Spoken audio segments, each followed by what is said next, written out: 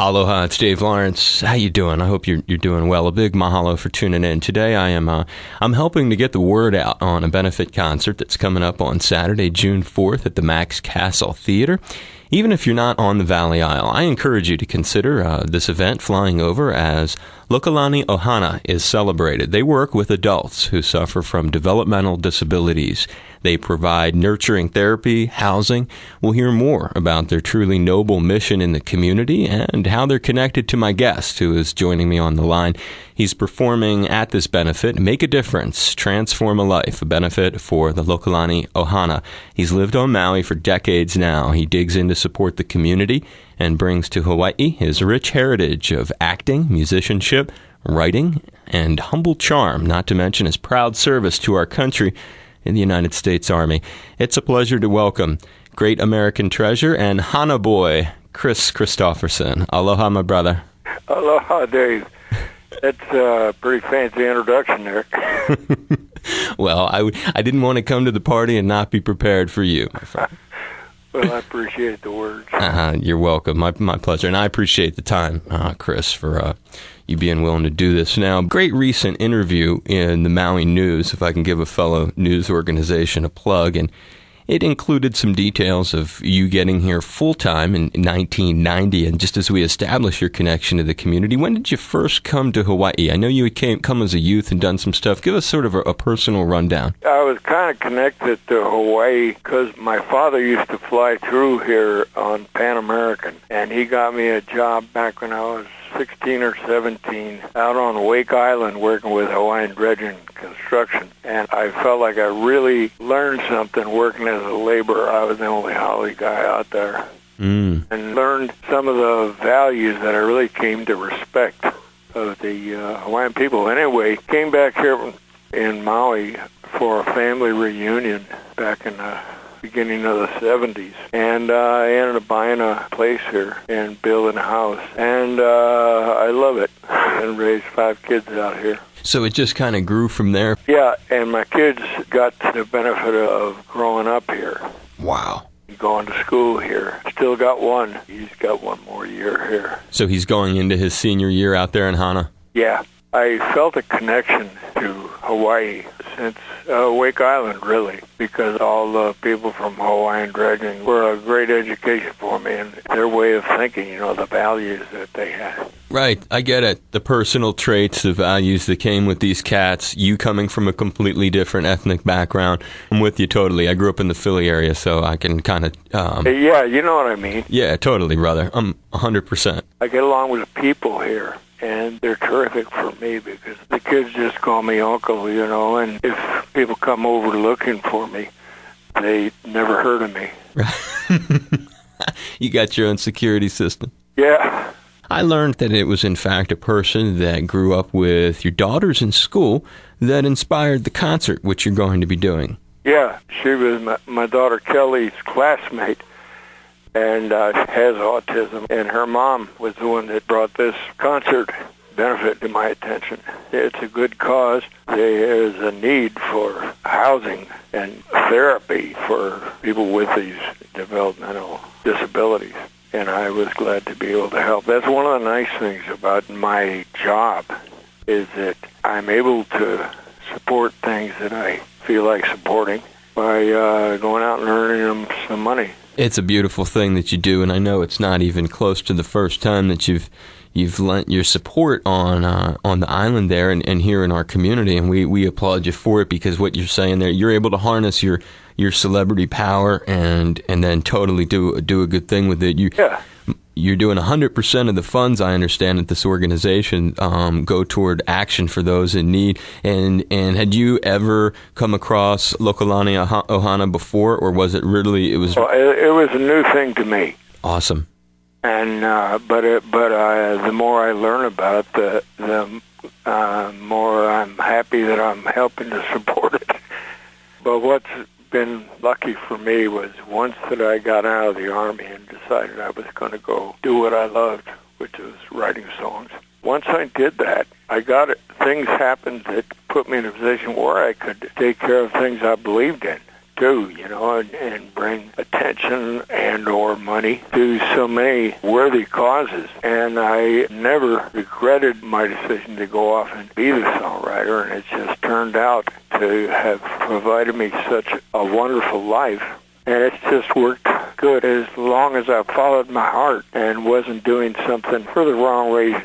Yeah, that's what I was going to say. You've harnessed it for good, and it's a great skill that you're able to then employ, not only to help make a living for yourself, is what you're saying, but to also to support the things that you come to regard as important, helping people who need help and causes that you believe in.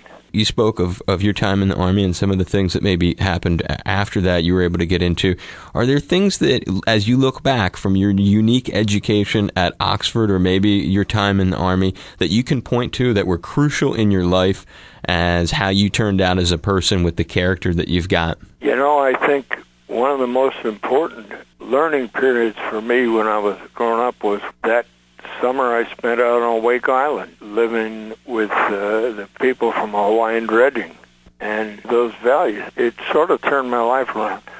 I got to work out every day running in the sand with Al Harrington and Don Carswell, and they were both football players there in Honolulu. I was able to find that I could work myself up to being able to do the things that I wanted to do. I wanted to play football, and I hadn't been able to the year before because of some head injuries. And I was too little and too slow, really, to play, but I got in such good shape out in Wake. When I went back, I went from fifth string up to first string just in a matter of weeks. And it was such a good lesson for me. You get out of something how much you put into it. Then the lesson of just following my heart probably saved my life. And for a while I looked pretty stupid because my parents were a little aghast that I was a janitor at a recording studio after, being at Oxford and everything. But I never looked back, and I loved what I was doing for the right reasons. I didn't think I'd ever make any money at it, but I earned a living at it, and I have raised a great family. I believe it. When you think of where you're at now, I was taking a look at your official website after this show or before this show that you've got coming up here, and then after it you have a regular tour that you do. Can you kind of describe for folks both the kind of set you're going to do on Maui? I imagine it's basically what you do on the road, and then sort of describe when people go to see you in concert on this current tour, what's it like? Are you telling some stories? Is it music from throughout your life? Well, it's just me and my guitar and harmonica. And I've been doing it that way for about 5 years now. And it, for some reason, it's really working. I think it's the strength of the writing. I know it's not my guitar playing or my singing voice, but it's a good life. There's a direct communication, between the guy behind the microphone and the audience, and I can make a mistake without causing a train wreck. Right. And I've come to really appreciate it. It sounds like it's a very loose and personal show. Yeah, and I do as I'll probably do the same length of show that I usually do out on the road, and it's about an hour and a half of mostly music, mostly the songs.